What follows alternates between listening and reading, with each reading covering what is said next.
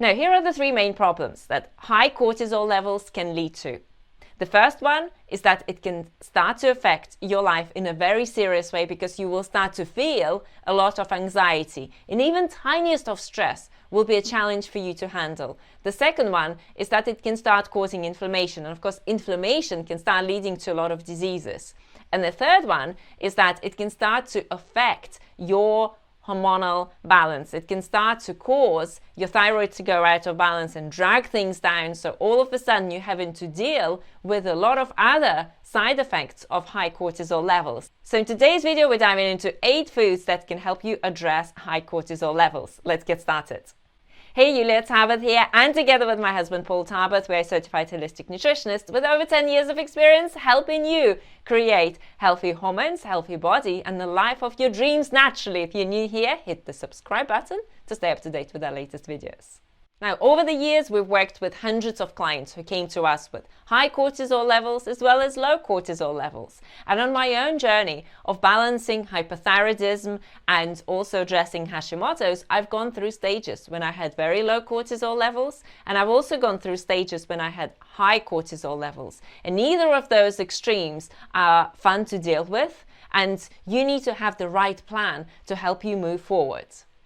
Now, before I dive into the video, let me share something personal with you. There was a stage in my life when I went through so much stress that it totally knocked me out. It knocked out my thyroid, my adrenals, my cortisol level was too high, I had a lot of anxiety, and I really struggled. And at that stage of my life, I needed to address a lot of things. I needed to address my high cortisol levels, which was making me just feel so anxious, full of anxiety. And I knew that that's not my natural state. It's just something that is going on with your body, but you can't quite seem to be able to control fully. So I had high cortisol levels, and I also had thyroid that went out of balance, and all that happened as a result of immense stress that I went through. And then my Hashimoto's went out of balance, and then my gut health went out of balance, and then I started to experience a lot of aches and pains and all those things, and it just kept on piling on top of each other. And I realized that, you know what, this is the point in my life where I really have to prioritize my health. In fact, I can honestly tell you that at that point in my life, nothing else mattered.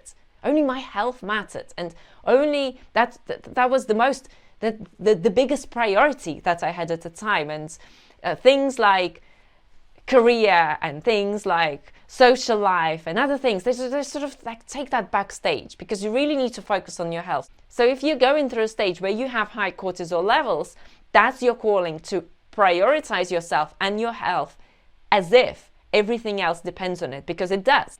Now, one of the problems that we constantly having to face in our modern world is that continuous stress. In our natural setting, we're talking about our ancestors. They would have gone through periods of stress as well, running away from tigers, saving their lives, but it would not have been on such a consistent basis. In our modern world, we are constantly having to deal with a lot of stress from stressful lives, a lot of stress from unhealthy diets, a lot of stress from just being bombarded with EMFs and other harmful substances and unhealthy quality of air and unhealthy quality of water and so forth. So our body is under a lot of stress. And what we need to realize is that unless we consciously take the steps and make that effort in order to be able to lower it and to balance it in our lives, things are not looking good. Yes, so we need to address that high levels of stress, and we need to make sure that we are helping our body deal with it, and we are supporting our body in the best way possible. And we are diving into the 8 foods that can help you and support you on this journey. Okay, the first type of food. There are 2 minerals that play a very important role in helping you manage stress: sodium and potassium.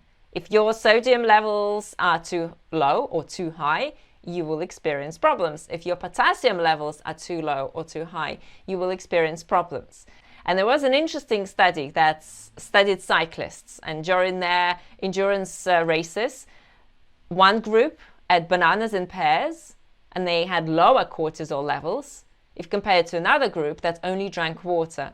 So they were supplying potassium and sodium through bananas and pears into their body, and they had lower cortisol levels.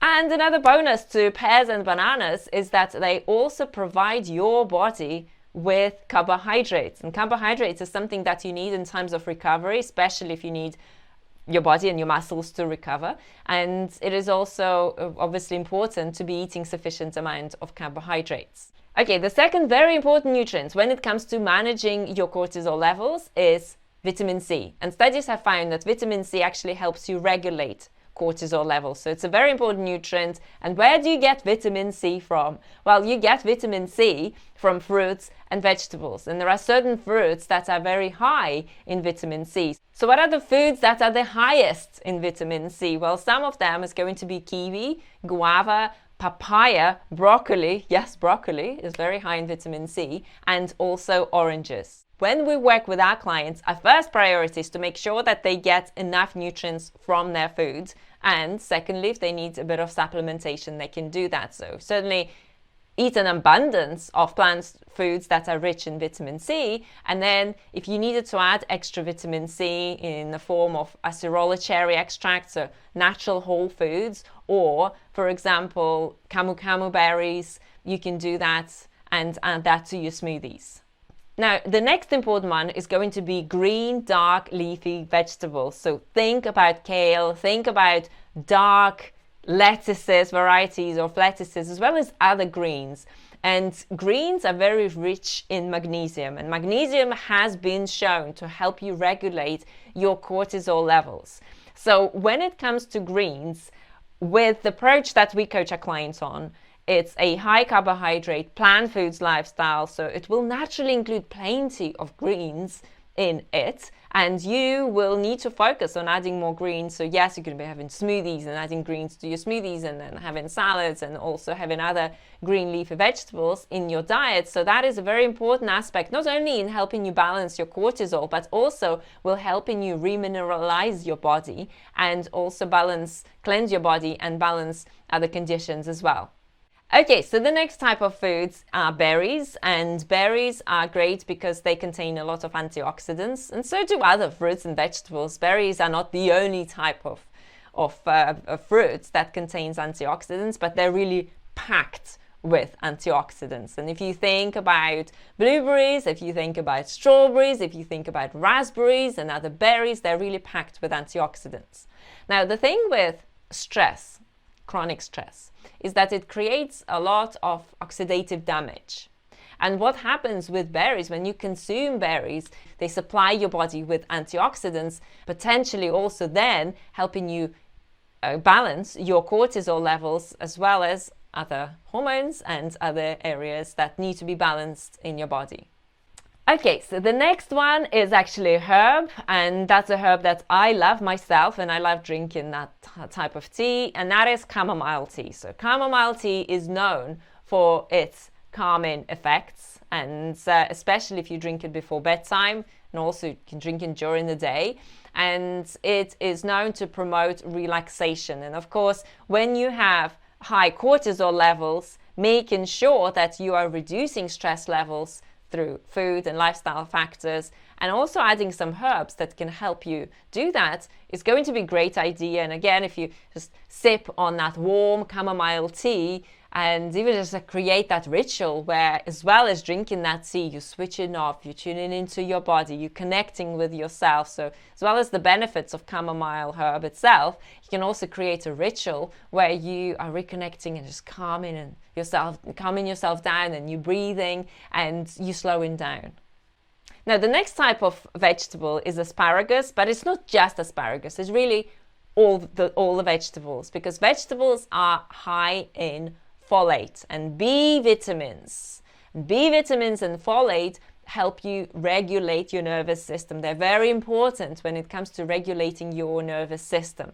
So if again you start loading up on foods that are high in folate, and naturally that's going to be greens and vegetables, and foods like asparagus, for example, is very high in folate, then you will help your body bring those vital nutrients into it so it can start regulating itself.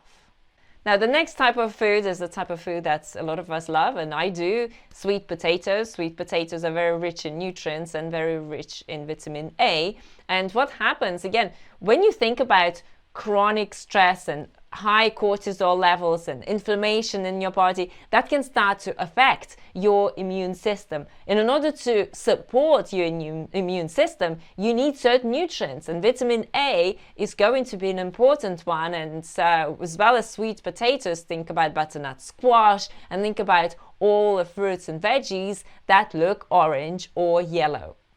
Okay, so the next one is certain mushrooms, including reishi and cordyceps. And reishi specifically, they're known in traditional Chinese medicine as something that has a calming and regulating effect on the body.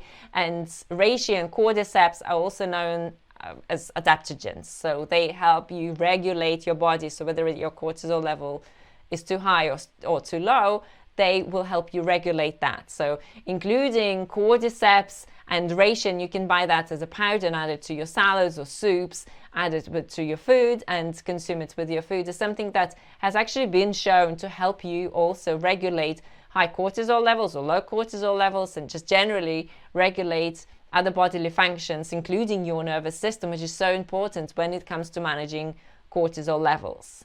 So we delved into some of the foods that are going to help you with balancing high cortisol levels. And here is what I really want you to understand, that when it comes to addressing high cortisol levels, there isn't going to be just that one magic thing that you will do that will make all the difference. It's going to happen as a result of various things, various factors that you will implement into your life. So it is going to be nutrition and lifestyle. It is going to be correcting deficiencies. It's going to be supporting your body.